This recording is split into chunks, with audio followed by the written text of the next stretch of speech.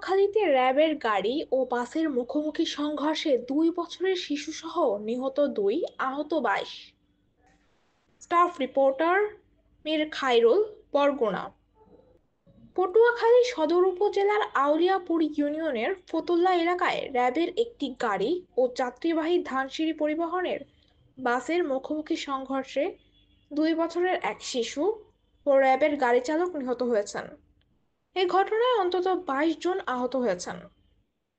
শনিবার ১১ অক্টোবর সকাল ৮টার দিকে পটুয়াখালী কুয়াকাটা মহাসড়কের পক্ষিয়া নামক স্থানে এ দুর্ঘটনা ঘটে।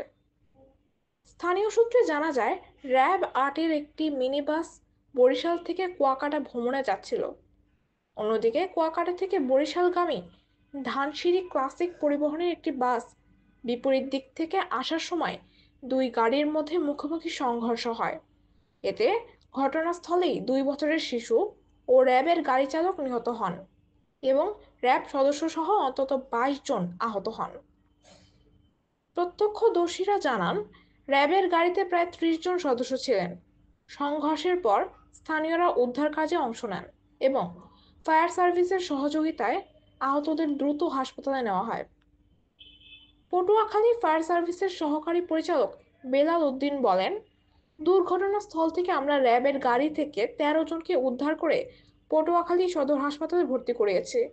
সেখানে ২ বছরের একটি শিশু নিহত হয়েছে বলে নিশ্চিত হওয়া গেছে।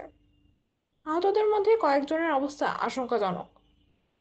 পটুয়াখালী মেডিকেল কলেজ হাসপাতালের জরুরি বিভাগের দায়িত্বপ্রাপ্ত চিকিৎসক তামান্না রহমান বলেন, দুর্ঘটনার পর আমাদের হাসপাতালে ২০ থেকে ২২ জন আহত ব্যক্তিকে ভর্তি করা হয়েছে। এর মধ্যে ২ বছরের একটি শিশু ও গাড়ি চালক নিহত হয়েছেন। গুরুতর আহতদের উন্নত চিকিৎসার জন্য বরিশাল সহ অন্যান্য হাসপাতালে পাঠানো হয়েছে। দৈনিক ভোরের সময়, পটুয়াখালী।